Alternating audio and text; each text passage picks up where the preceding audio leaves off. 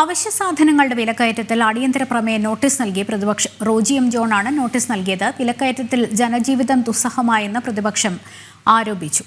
നിയമസഭയിൽ നിന്ന് വി വിനീഷ് ചേരുന്നുണ്ട്. വിനീഷ്, നിയമസഭയിൽ എന്താണ് സംഭവിക്കുന്നത്? ഇപ്പോൾ അദ്ദേഹം സംസാരിക്കുകയാണ്. സംസ്ഥാനത്ത് വലിയ രീതിയിൽ വിലക്കയറ്റം നിലനിൽക്കുന്ന ഒരു സാഹചര്യമാണ് നിലനിൽക്കുന്നത്. ഇതിന് ഇടപെടാൻ സംസ്ഥാന സർക്കാർ കഴിയുന്നില്ല. പ്രത്യേകിച്ച് സപ്ലൈകോ ഉൾപ്പെടെയുള്ള കൃത്യമായ രീതിയിൽ ഇടപെടുന്നില്ല. സംസ്ഥാനത്ത് ഇതിൻ്റെ അടിസ്ഥാനത്തിലാണ് വിലക്കയറ്റം ഉണ്ടാകുന്നത്. അരിയുടെ വില വൻതോതിൽ കുത്തനെ കുതിച്ചുയർന്നു. ഒപ്പം തന്നെ മീനിൻ്റെ വില, പച്ചക്കറി സാധനങ്ങളുടെ വില ഇതെല്ലാം തന്നെ വൻതോതിൽ കുതിച്ചുയരുന്ന സാഹചര്യത്തിൽ സർക്കാർ മൗനം പാലിക്കുകയാണ്. ഒപ്പം തന്നെ സർക്കാർ കരിഞ്ചന്തയിൽ ഇടപെടുന്നതിൽ വലിയ രീതിയിൽ പരാജയപ്പെട്ടു എന്ന തരത്തിലുള്ള ആക്ഷേപമാണ് ഇപ്പോൾ പ്രതിപക്ഷ സഭയ്ക്കുള്ളിൽ ഉന്നയിച്ചുകൊണ്ടിരിക്കുന്നത്. റോജി എം ജോൺ MLA ആണ് സഭയിൽ ഇപ്പോൾ വിഷയം ഉന്നയിച്ച് സംസാരിച്ചു കൊണ്ടിരിക്കുന്നത്. നിലവിൽ വിഷയം ചർച്ച ചെയ്യുമോ എന്നാണ് ഇനി നോക്കേണ്ടത്. പക്ഷേ വകുപ്പ് മന്ത്രി ഈ വിഷയത്തിൽ മറുപടി നൽകിയിട്ടില്ല. അല്പസമയത്തിനകം തന്നെ വിഷയത്തിൽ വകുപ്പ് മന്ത്രി മറുപടി നൽകും. അതിനുശേഷമായിരിക്കും അടിയന്തര പ്രമേയത്തിനുള്ള അവസരാനുമതി നൽകണമോ എന്ന കാര്യത്തിൽ തീരുമാനമെടുക്കുക.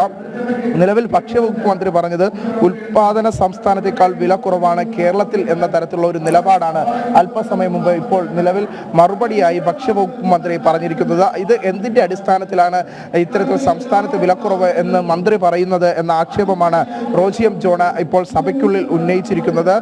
ഈ ഉൽപാദന സംസ്ഥാനത്തേക്കാൾ വില കുറവ് എന്ന് എന്തടിസ്ഥാനത്തിലാണ് പറയുന്നത്? മോശം കാലാവസ്ഥയാണ് ചെറിയ രീതിയിൽ ഈ ഒരു വിലക്കയറ്റത്തെ ബാധിച്ചിരിക്കുന്നത് എന്ന നിലപാടും ഇപ്പോൾ ഭക്ഷ്യവകുപ്പ് മന്ത്രി എടുത്തിരിക്കുന്നു. എന്തായിരുന്നാലും ഇതിന്മേലുള്ള ചർച്ചയാണ് ഇപ്പോൾ സഭയ്ക്കുള്ളിൽ പുരോഗമിച്ചുകൊണ്ടിരിക്കുന്നത്. ലക്ഷ്മി,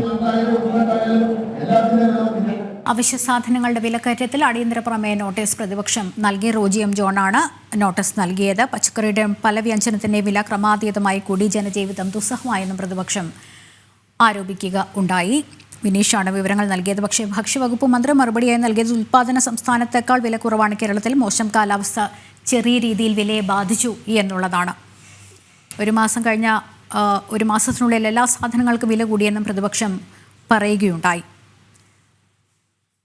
വിനീഷ് തുടരുന്നുണ്ട്. വിനീഷ്, എന്തായാലും വിലക്കയറ്റം തന്നെയാണ് നിയമസഭയിൽ കൃത്യമായി ഉയർത്തിക്കൊണ്ടുവരുന്നത് പ്രതിപക്ഷം എന്നുള്ളത്. പക്ഷേ ഈ പറഞ്ഞതുപോലെയാണ് ഈ കാലാവസ്ഥയൊക്കെ പഴിചാരിക്കൊണ്ട് ഒരു രക്ഷപ്പെടൽ നടത്താൻ മറുപടിയിൽ ഭരണപക്ഷം ശ്രമിക്കുന്നു എന്നുള്ളതും അല്ലേ? തീർച്ചയായിട്ടും അത്തരത്തിൽ തന്നെയാണ് ഇപ്പോൾ ഉയരുന്ന ഒരു നിലപാട്. പ്രത്യേകിച്ച് ഈ കാലാവസ്ഥാ വ്യതിയാനം സംസ്ഥാനത്ത് ആദ്യമായിട്ട് അല്ല ഉണ്ടാകുന്നത്, അല്ലെങ്കിൽ രാജ്യത്ത് ആദ്യമായിട്ട് അല്ല ഉണ്ടാകുന്നത്. ഈ കാലാവസ്ഥാ വ്യതിയാനം ഇത്തരത്തിൽ വിലക്കയറ്റത്തെ ബാധിച്ചു എന്ന് പറയുന്നത് തന്നെ സർക്കാരിൻ്റെ മുൻകരുതലുകളുടെ വീഴ്ചയാണ്. ഭക്ഷ്യസാധനങ്ങളിലുണ്ടായ മുൻകരുതലുകളുടെ വീഴ്ച എന്ന നിലപാടാണ് ഇപ്പോൾ പ്രതിപക്ഷം സഭയിൽ ഉന്നയിക്കുന്നത്.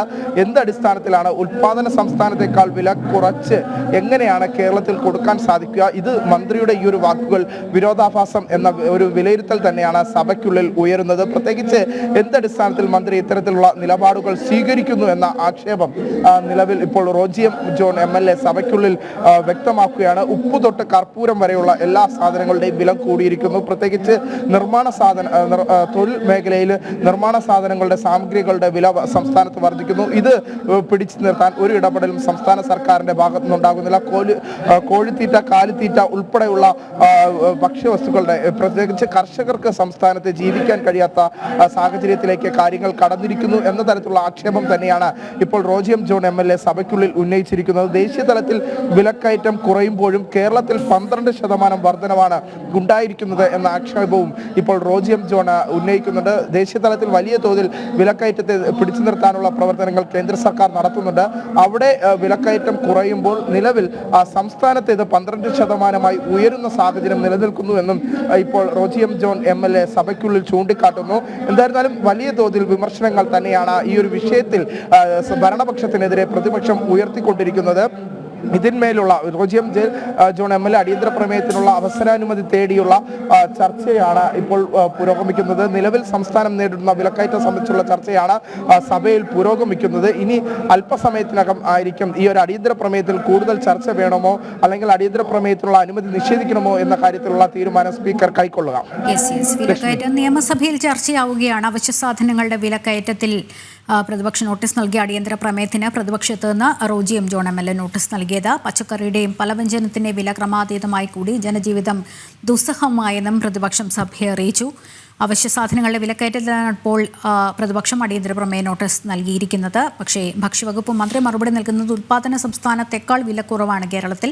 മോശം കാലാവസ്ഥയാണ് ചെറിയ രീതിയിൽ വിലയെ ബാധിച്ചത് എന്നുള്ളത് ആ ഒരു പ്രതിരോധം നിരത്തുന്ന ഒരു സാഹചര്യമുണ്ട്. പക്ഷേ കഴിഞ്ഞ ഒരു മാസത്തിനുള്ളിൽ എല്ലാ സാധനങ്ങൾക്കും വില കൂടി എന്ന് തന്നെ റോജി എം ജോൺ പറയുകയുണ്ടായി. ഈ അടിയന്തര പ്രമേയത്തിനുള്ള നോട്ടീസിൽ അവതരണാനുമതി ഉണ്ടോ എന്ന് അല്പസമയത്തിനകം അറിയാൻ സാധിക്കുമെന്നുള്ളതാണ്. 85 രൂപയ്ക്ക് ചിക്കൻ കൊടുക്കുമെന്ന് പറഞ്ഞൊരു മന്ത്രി നിയമസഭയിലുണ്ട് എന്നും പ്രതിപക്ഷത്തിന് ഭാഗത്തു നിന്നും ഒരു പരിഹാസ രൂപേണ അത്തരത്തിലൊരു കാര്യം ഉയർന്നു. നിർമ്മാണ സാധനങ്ങളുടെയും വില വർദ്ധിച്ചിട്ടുണ്ട്. കോഴിത്തീറ്റയ്ക്കും കാലിത്തീറ്റയ്ക്കും വില വർദ്ധിച്ചിട്ടുണ്ട്. ദേശീയ തലത്തിൽ വിലക്കയറ്റം കുറയുമ്പോഴും കേരളത്തിൽ 12% വർധനവുണ്ടായത് എന്നും പറയുകയുണ്ടായി. വിനീഷാണ് നിയമസഭയിൽ നിന്ന് വിവരങ്ങൾ നൽകിയതിന്. അടുത്ത വാർത്ത, കളിക്കവിള കൊലപാതകത്തിൽ ഒരാൾ കസ്റ്റഡിയിലായി എന്നുള്ളതാണ്. തിരുവനന്തപുരം സ്വദേശിയാണ് തമിഴ്നാട് പോലീസ് കസ്റ്റഡിയിലെടുത്തത്. കൊല്ലപ്പെട്ട ദീപുവുമായി പരിചയമുള്ള ആളാണ് എന്നുള്ളതാണ് സംശയം. വിവരങ്ങൾ നൽകാൻ വിനീഷ് ഉണ്ട്. വിനീഷ്, ഇതുമായി ബന്ധപ്പെട്ട് ഈ കസ്റ്റഡിയിൽ എടുത്ത ആളുമായി ബന്ധപ്പെട്ട് നമുക്ക് ലഭിക്കുന്ന വിവരങ്ങൾ എന്തൊക്കെയാണ്? തിരുവനന്തപുരം സ്വദേശിയായ ഒരു ആളെയാണ്, പ്രത്യേകിച്ച് ഈ ദീപുവുമായി അടുത്ത ബന്ധമുള്ള ഒരു വ്യക്തിയെയാണ് പോലീസ് കസ്റ്റഡിയിൽ എടുത്തിരിക്കുന്നത്. തമിഴ്നാട് പോലീസ് കസ്റ്റഡിയിൽ എടുത്തിരിക്കുന്നതെന്നാണ് നമുക്ക് തമിഴ്നാട് പോലീസിൽ നിന്ന് അറിയാൻ സാധിച്ചത്. ഇന്നലെ അർദ്ധരാത്രിയോടുകൂടിയാണ് ഇയാളെ കസ്റ്റഡിയിൽ എടുത്തിരിക്കുന്നത്. ഇയാളെ ഇപ്പോൾ നിലവിൽ തമിഴ്നാട് പോലീസ് ചോദ്യം ചെയ്തു വരികയാണ്. നിലവിൽ ഈ ഒരു ആക്രമണം ഉണ്ടായ സമയത്ത് തന്നെ പോലീസ് തമിഴ്നാട് കന്യാകുമാരി SP നേതൃത്വത്തിൽ 7 അംഗ സംഘം തിരിഞ്ഞുകൊണ്ടുള്ള ഒരു അന്വേഷണമായിരുന്നു നടത്തിയത്. ഈ അന്വേഷണത്തിലാണ് തിരുവനന്തപുരം സ്വദേശിയായ ഒരാളെ പോലീസ് ഇപ്പോൾ തമിഴ്നാട് പോലീസ് കസ്റ്റഡിയിൽ എടുത്തിരിക്കുന്നത്. ഇദ്ദേഹത്തെ ഇപ്പോൾ നാഗർകോവിൽ പോലീസ് സ്റ്റേഷനിലേക്ക് മാറ്റിയിരിക്കുന്നു എന്ന വിവരമാണ് നമുക്ക് ലഭിക്കുന്നത്. അല്പസമയത്തിനകം തന്നെ ഈ പ്രതികളെ സംബന്ധിച്ചുള്ള കൂടുതൽ വിവരങ്ങൾ പുറത്തു വരും.